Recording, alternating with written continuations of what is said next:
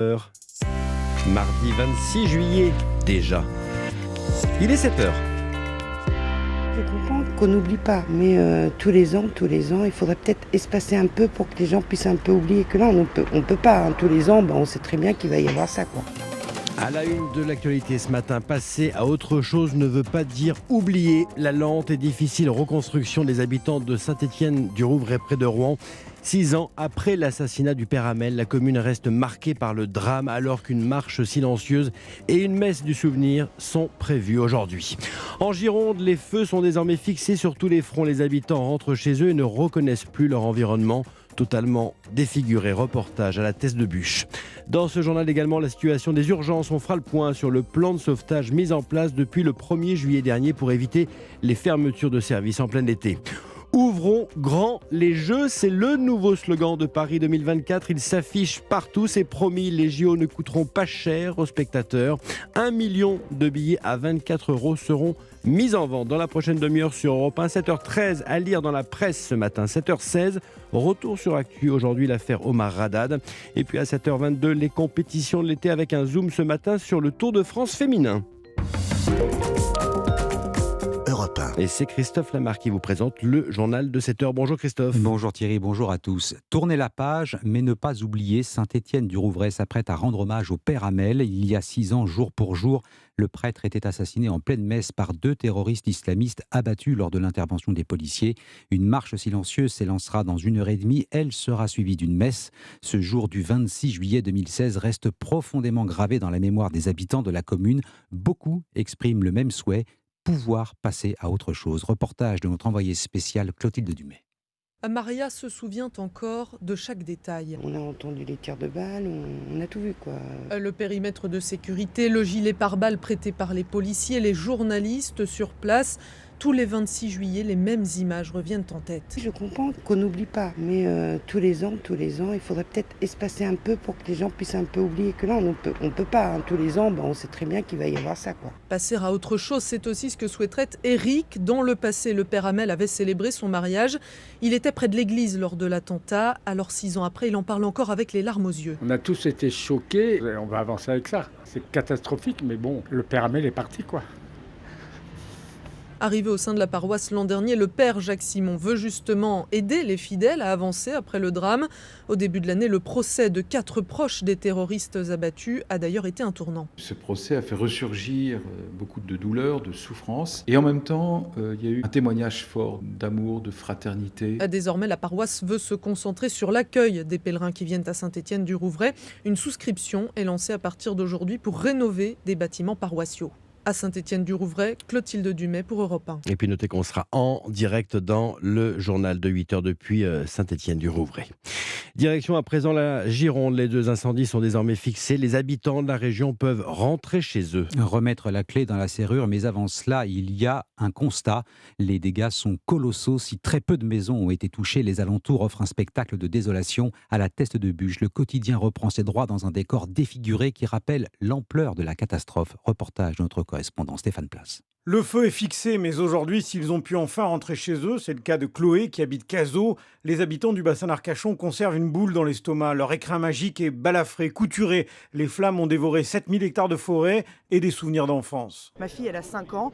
Cette forêt usagère qui a 2000 ans, elle ne la verra pas comme moi je l'ai connue. C'est tous mes souvenirs d'enfance, d'aller chercher les chanterelles le long de l'océan, ramasser les pignes pour les barbecues, c'est tout bête. Ça fait mal au cœur. Tristesse partagée par Muriel qui habite également ici. C'est une plaie ouverte dans notre décor. C'est tout l'écosystème qui va être probablement bouleversé. Ça tenait la dune, ça abritait une variété d'animaux qui vont probablement avoir des difficultés à retrouver un nouvel environnement. En première ligne durant la crise, enfant du pays, Patrick Davé est le maire de la Teste de Bûche. Nous sommes meurtris parce qu'on va se promener dans une forêt où vous n'avez que des arbres brûlés, d'autant que c'est pas fini. Une fois qu'ils sont brûlés, les arbres, notamment par le bas, ils ont la racine qui prennent des maladies.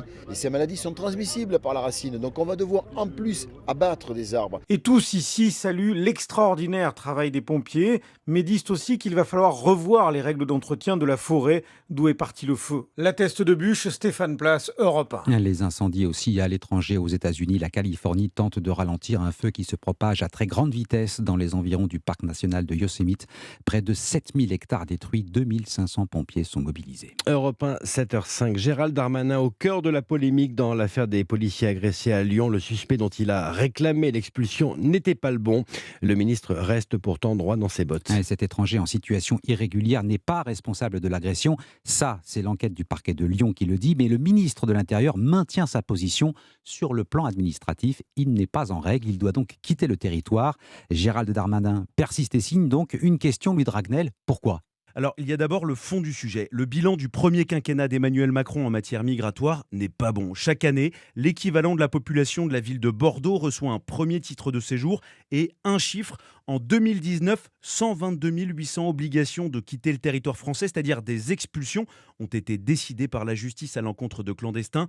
À peine 12% de ces personnes ont réellement été renvoyées dans leur pays d'origine. En fait, Emmanuel Macron a beaucoup tâtonné pendant plusieurs années et cette fois, Gérald Darmanin, après en avoir parlé avec le chef de l'État, a décidé de passer à l'action. Le ministre de l'Intérieur a l'intention désormais de cibler les étrangers réguliers délinquants, en plus des étrangers en situation irrégulière qui commettent des délits.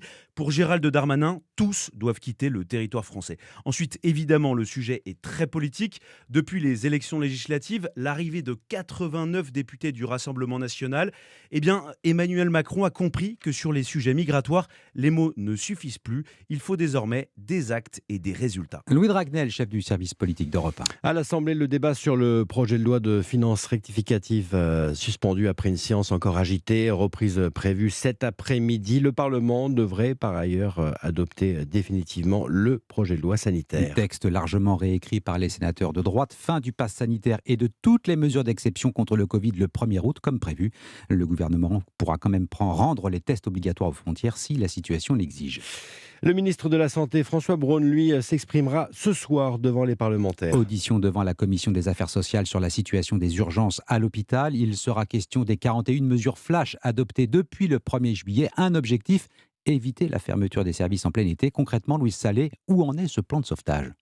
Tout d'abord, la hausse des salaires de nuit, du week-end, des jours fériés est bien effective, mais elle est assez faible, surtout pour les soignants.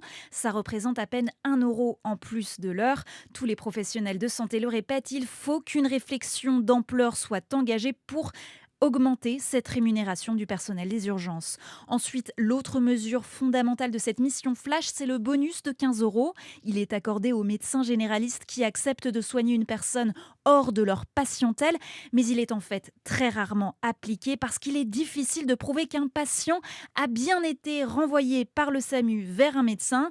Donc il va falloir simplifier le processus pour que les médecins touchent réellement ce bonus. Enfin, le message de régulation, quant à lui, est bien passé auprès des acteurs locaux. Tous les patients sont en priorité redirigés vers d'autres structures et les services d'urgence continuent de fonctionner grâce à ça, mais toujours à flux tendu. Le plan du ministre n'est qu'une rustine. Le nombre de lits et le personnel disponible restent historiquement insuffisants pour cet été. Louise Salé. Notre vie quotidienne à présent. Si vous êtes propriétaire d'une résidence secondaire, attendez-vous à voir votre taxe d'habitation flamber. Et ce sera surtout le cas des propriétaires de maisons ou d'appartements situés dans des zones touristiques. Depuis 5 ans, les communes ont la possibilité de majorer la taxe d'habitation de 60% et elles ne s'en privent pas, Geoffrey Branger. Oui, cette année, des villes comme Lyon, Biarritz ou encore Saint-Jean-de-Luz ont décidé d'appliquer cette surtaxe de 60% destinée aux mairies. À Marseille, par exemple, pour un logement dont la valeur locative est de 2 500 €, le redevable devait payer l'an dernier 1 174 € de taxe d'habitation. La majoration est passée de 20 à 60% cette année. Résultat, en décembre, il devra régler 335 € de plus. Ludovic de Jouvencourt, cofondateur de Prélo, une entreprise qui propose d'acheter une résidence secondaire à plusieurs, explique les raisons de cette augmentation décidée par les mairies. L'annulation de la taxe d'habitation sur les résidences principales représente un manque à gagner pour les communes et elles ont besoin de le rattraper sur la taxe d'habitation, mais également on constate que depuis le Covid, il y a eu un fort afflux de néo-propriétaires de résidences secondaires dans les communes et elles ont besoin de mettre ces propriétaires à contribution dans les impôts locaux. Selon la Direction générale des finances publiques, en 2020, la taxe d'habitation sur les résidences secondaires a coûté 248 € de plus en moyenne à cause de la majoration. Cette année, la facture devrait être encore plus élevée. Certains experts tablent même sur une moyenne de 300 € liée uniquement à cette surtaxe. Geoffrey Branger du service économie d'Europe 1. Allez, on termine avec le nouveau slogan de Paris 2024. Ouvrons grand les jeux. Et ça ne coûtera rien aux contribuables. Les impôts n'augmenteront pas pour financer les jeux, promesse d'Emmanuel Macron hier. L'État achètera 400 000 billets pour les distribuer bénévoles. Rendre les jeux accessibles avec des billets le moins cher possible, c'est d'ailleurs l'objectif du patron de Paris 2024, Tony Estanguet.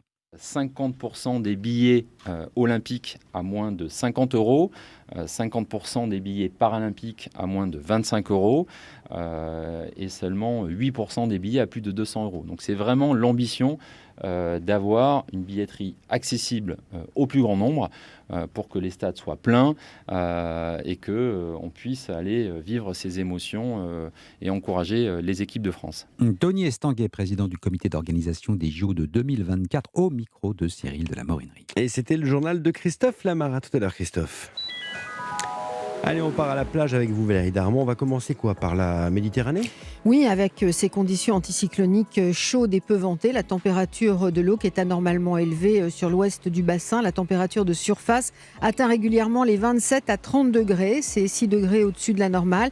La mer qui est restée plus fraîche sur le golfe du Lion jusqu'à Barcelone avec 22 à 25, 3 degrés seulement au-dessus. Attention aujourd'hui au vent, la mer est agitée dans le Gard et les Bouches-du-Rhône. Elle est forte dans le Var à cause du Mistral et de la tramontane qui souffle à 60 km/h et sous vos parasols. Il fera aux alentours de 33 degrés à Marseille.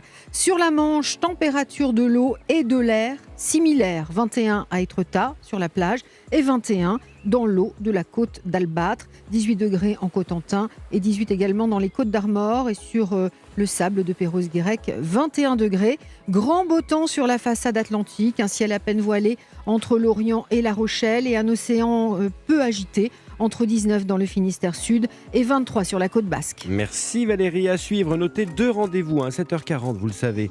Les feux en Gironde sont fixés, mais ça ne veut pas dire complètement terminé. Et puis maintenant, l'heure des comptes et de la reconstruction. On va en parler avec la préfète de Gironde, Fabienne Boussiot.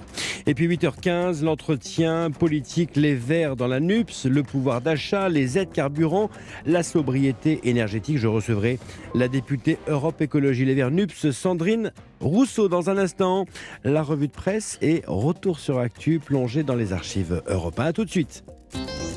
Thierry Dagiral, votre matinale info sur Europe 1.